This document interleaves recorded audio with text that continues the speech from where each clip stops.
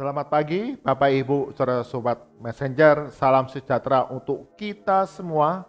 Hari ini Tuhan karuniakan kepada kita satu sukacita yang baru, pemeliharaannya yang sempurna, agar kita dapat menyambut kasih karunia-Nya dan melakukan segala aktivitas kita dengan pertolongan daripada Tuhan.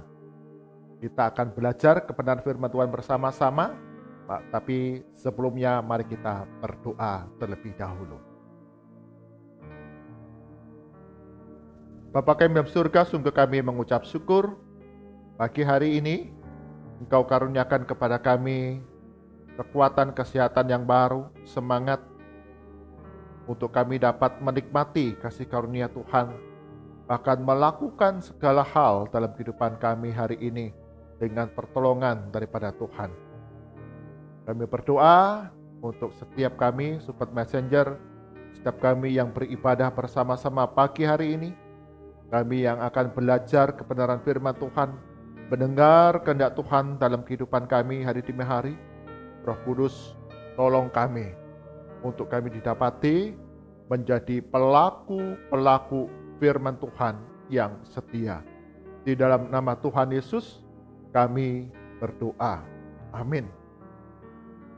Bapak Ibu, saudara-saudara Sobat Messenger, di dalam kehidupan kita hari demi hari, kita dapat menjumpai ada sebagian orang, mereka cepat mendengar dan juga cepat berkata-kata, tanpa menimbang dengan bijak, tanpa berpikir dengan hati-hati, mereka merespon segala apa yang mereka dengar dengan cepat berkata-kata. Akibatnya, respon-respon yang kemudian mereka kerjakan, mereka lakukan, didapati membawa satu akibat yang buruk. Karena terburu-buru, tanpa memikirkan dengan baik, tanpa menimbang dengan bijak segala hal apa yang mereka dengar. Pada tahun 383 Masehi, Raja Fujian, raja dari kerajaan Yanjin, memimpin 870.000 orang pasukannya untuk menyerang kerajaan Jin Timur. Raja Xiaowu, raja dari kerajaan Jin Timur, kemudian mengutus 3 orang jenderalnya untuk memimpin 80.000 orang pasukan untuk menahan penyerbuan dari Raja Fujian. Mereka bersiap dan mereka melihat bahwa musuh sudah ada di seberang Sungai Fei. Sungai Fei adalah batas kerajaan Jin Timur dengan kerajaan Yanjin yang menyerang mereka. Mereka melihat begitu banyak pasukan yang ada di seberang sungai dan mereka membuat kemah pertahanan di sana.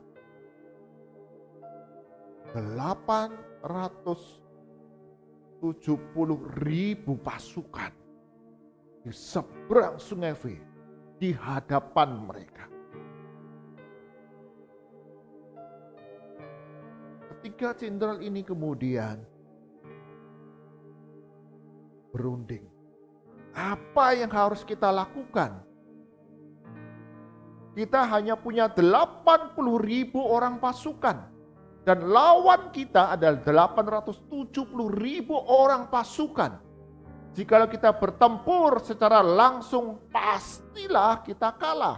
Pastilah kita hancur. Dan kerajaan Jin Timur ini juga akan dikuasai oleh mereka. Setelah 3 jenderal ini berunding, kemudian salah seorang jenderal itu kemudian mengirim pesan kepada Raja Fujian melalui seorang utusan yang dikirim ke kubu pertahanan Raja Fujian di seberang sungai. Pesannya begini, Raja Fujian, engkau dan pasukanmu jauh dari pusat kerajaan. Engkau hanya membawa makanan, bekal yang terbatas untuk pasukanmu yang begitu besar. Jika engkau bertahan lama di tempat engkau ada sekarang, tentu akan menjadi satu kesulitan yang besar. Tapi kami siap untuk melawan.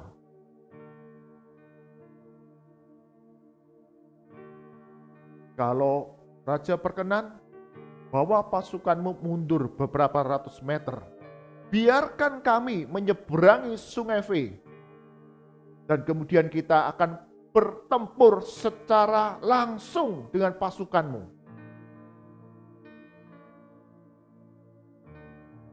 Mendengar pesan ini, Raja Fujian kemudian tertawa terbahak-bahak. Dia tertawa, bagaimana mungkin 80.000 pasukan berani melawan pasukanku yang begitu besar.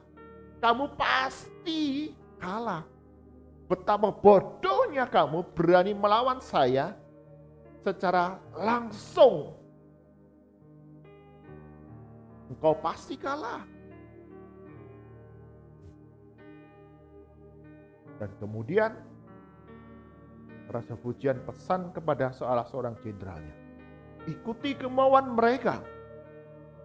Ketika pasukan kerajaan Jin Timur yang 80.000 itu sedang menyeberangi sungai, ketika ada di tengah sungai, kita akan hancurkan mereka, serang mereka habis-habisan.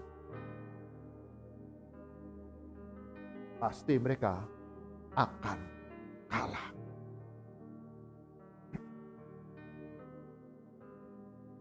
Tanpa berpikir panjang, kemudian Raja Fujian mulai menarik mundur pasukannya. Dia berharap pasukan dari Jin Timur yang 80.000 itu maju menyeberangi sungai. Maka dia akan menyerang mereka di tengah sungai dengan kekuatan pasukan yang sangat besar. Yakin akan menang. Ketika pasukan mulai mundur, pasukan dari Raja Fujian ini mulai ditarik mundur. Secara tidak diduga, tiba-tiba ada teriakan dari pasukan yang ada di belakang. Raja Fujian sudah kalah. Raja Fujian sudah takluk.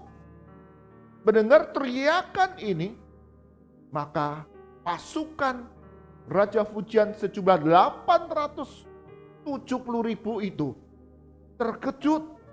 Mereka menjadi panik dan mereka kemudian melarikan diri tercerai-berai karena mendengar bahwa sang raja sudah kalah.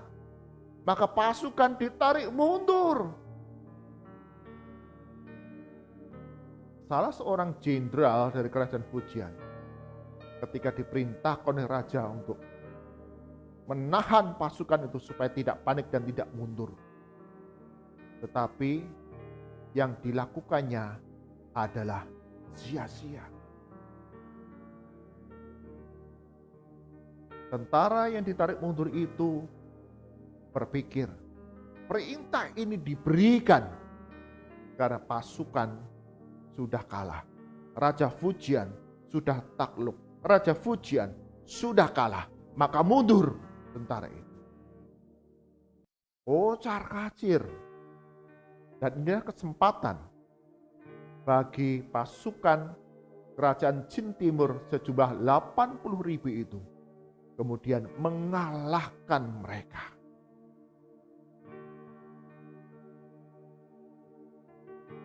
Bapak, Ibu, saudara-saudara, sobat messenger.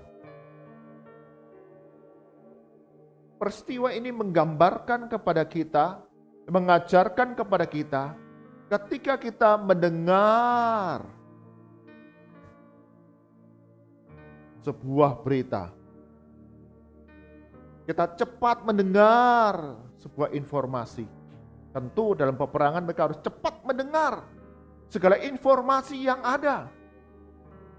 Tetapi jangan cepat berkata-kata.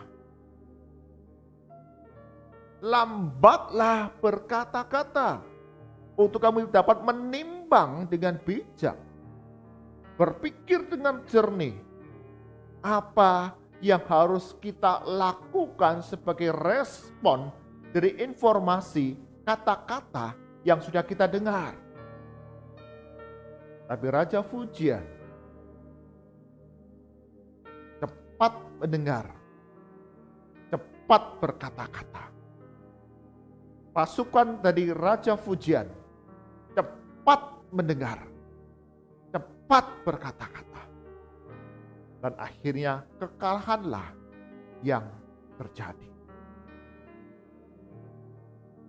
Karena itu setiap kita, Bapak Ibu, Saudara, Sobat Messenger, kita sebagai orang-orang Kristen, kita sebagai murid-murid Kristus,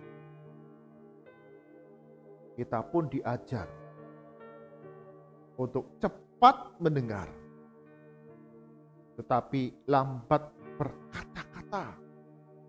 Demikian pesan dari Yakobus kepada setiap orang-orang Kristen pada abad mula-mula. Di dalam Yakobus pasal yang pertama, ayat ke-19 sampai ke-22 mengatakan demikian. Hai saudara-saudara yang kukasihi, ingatlah hal ini. Setiap orang hendaklah cepat untuk mendengar, tetapi lambat untuk berkata-kata, dan juga lambat untuk marah. Sebab amarah manusia tidak mengerjakan kebenaran di hadapan Allah. Sebab itu buanglah segala sesuatu yang kotor dan kejahatan yang begitu banyak itu, dan terimalah dengan lemah lembut firman yang tertanam di dalam hatimu, yang berkuasa menyelamatkan jiwamu. Tapi hendaklah kamu menjadi pelaku firman dan bukan hanya pendengar saja. Sebab jika tidak demikian, kamu menipu dirimu sendiri. Yakobus mengingatkan kepada orang-orang percaya untuk cepat mendengar, tetapi lambat untuk berkata-kata. Lambat untuk marah, sabarlah. Bahwa apa yang engkau lihat, apa yang engkau dengar, harus engkau timbang-timbang. Pikirkan dengan jernih. Karena amarah manusia dikatakan tidak mengerjakan kebenaran. Seperti Raja Fujian tadi, begitu bangganya, pasti kalah kamu. Ya, ada kemarahan. Sehingga kekalahan yang terjadi. Yakobus menuliskan ini agar setiap kita, orang-orang percaya, kita menaruh hati yang sabar, hati yang lemah lembut, hati yang mau taat dan tunduk untuk melakukan firman Tuhan dalam kehidupan kita hari demi hari. Ketika mendengar ada orang yang menghina dan menjelek-jelekkan kita lambat untuk berkata-kata. Kita lambat untuk marah. Kita belajar untuk merespon dengan baik sesuai dengan kebenaran firman Tuhan. Apa yang Tuhan ajarkan? Ampuni mereka. Tetap kasihlah mereka. Secara manusiawi kita tentu bisa cepat marah. Kita labrak orang itu yang menghina kita, yang ngomongin kita di belakang. Kita labrak. Itu cepat mendengar, cepat berkata-kata. Tapi Yakobus ajarkan kepada kita cepat mendengar, tapi lambat untuk berkata-kata. Pertimbangkan firman Tuhan yang sudah diajarkan kepada kita. Apa yang harus kita kerjakan, apa yang harus kita lakukan. Firman Tuhan katakan, ampunilah orang-orang yang sudah menyakiti dirimu. Kita mendengar itu, sebagian orang kemudian, wah justru ngampuni, kalah nanti kita. Dianggap sepele nanti kita. Respon kita begitu cepat.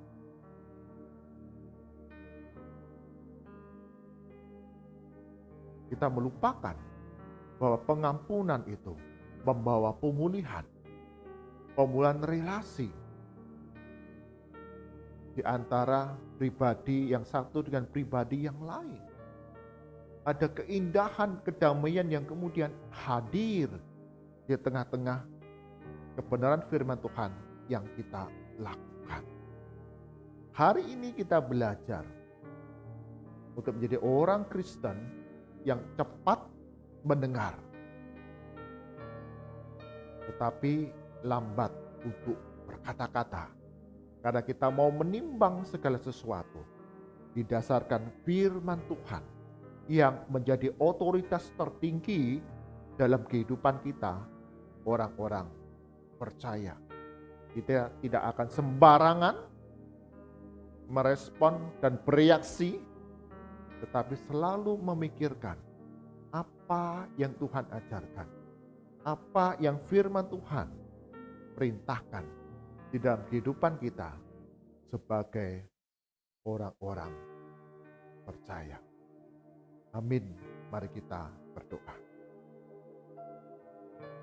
Tuhan Yesus, dalam kehidupan kami hari demi hari, ada berbagai perkara yang kami alami, yang kami hadapi. Hari ini kami belajar untuk cepat untuk mendengar, tetapi lambat untuk berkata-kata. Kadang kami akan menimbang-nimbang dengan bijak, sesuai dengan apa yang Tuhan ajarkan kepada kami, sesuai dengan apa yang firman Tuhan perintahkan dalam kehidupan kami. Itulah yang kami lakukan, sehingga kami didapati pelaku-pelaku firman Tuhan yang setia. Berkati sepanjang hari ini, Sobat Messenger, di dalam segala aktivitas perjalanan-perjalanan yang harus kami lakukan, Engkau lindungi dan jagai kami, jauhkan dari niat buruk, jauhkan dari penyebaran virus COVID-19. Segala hal yang kami lakukan, Tuhan Yesus, Engkau akan membuatnya berhasil dan menjadi berkat bagi orang-orang yang ada di sekitar kami. Kami berdoa bagi kami yang sakit, yang lemah tubuh, dalam nama Tuhan Yesus. Engkau akan sembuhkan, pulihkan, karuniakan kesehatan, mulai perawatan, pengobatan, bahkan doa-doa, perhatian segenap anggota keluarga, itu semua boleh membawa penghiburan. Karena hati yang gembira akan menyehatkan tubuh kami yang lemah, yang sakit ini. Tetap punya semangat pengharapan, kesembuhan daripada Tuhan boleh terjadi bagi kami yang sakit, yang lemah tubuh. Kami yang ada dalam pergumulan, beban berat, kesulitan, ekonomi, kebutuhan di tengah keluarga, studi, usaha pekerjaan kami, Tuhan Yesus berikan hikmat sebagai jalan keluar. Apa yang harus kami kerjakan, kami lakukan. Ketika kami setia melakukannya, Tuhan Yesus berikan pemulihan kepada kami semua. Bagi kami yang berduka, bersedih, mengalami kesepian, kejenuhan di dalam masa pandemi ini, Tuhan berikan penghiburan yang sejati daripada Tuhan. Oleh puji-pujian rohani yang dapat kami naikkan, yang dapat kami suarakan, yang dapat kami dengar, itu semua akan menghiburkan jiwa kami yang tertekan, untuk kami bersorak-sorai melihat kebaikan Tuhan dalam kehidupan yang kami jalani. Ada penghiburan yang sejati yang boleh kami alami.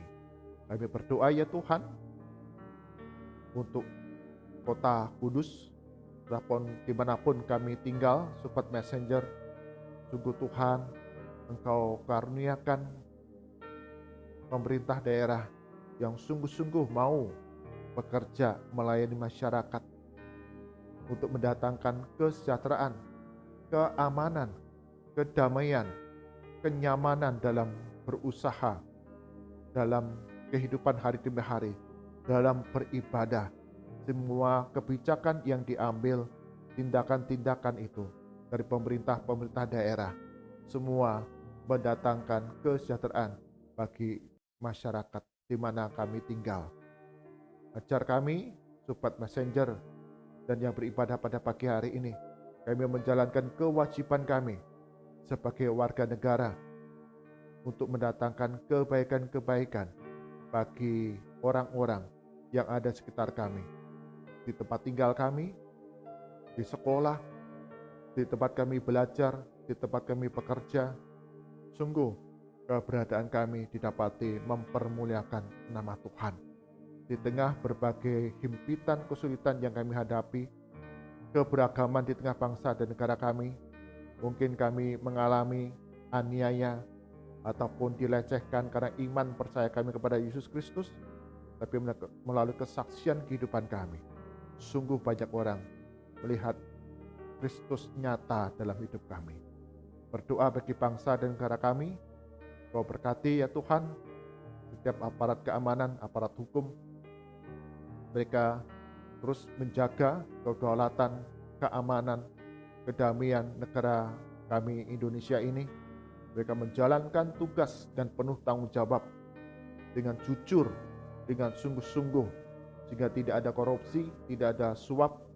Semua tindakan-tindakan kejahatan, pelanggaran di tengah negara kami Indonesia ini dapat ditindak secara tegas, sehingga hari demi hari negara kami Indonesia ini didapati negara yang taat hukum, negara yang sungguh saling mengasihi satu dengan yang lain, di mana mengutamakan kepentingan masyarakat banyak menjadi satu tujuan, saling menghormati di tengah keberbedaan keberagaman ini untuk mendatangkan kedamaian, mendatangkan kebaikan, kemakmuran di seluruh wilayah Indonesia.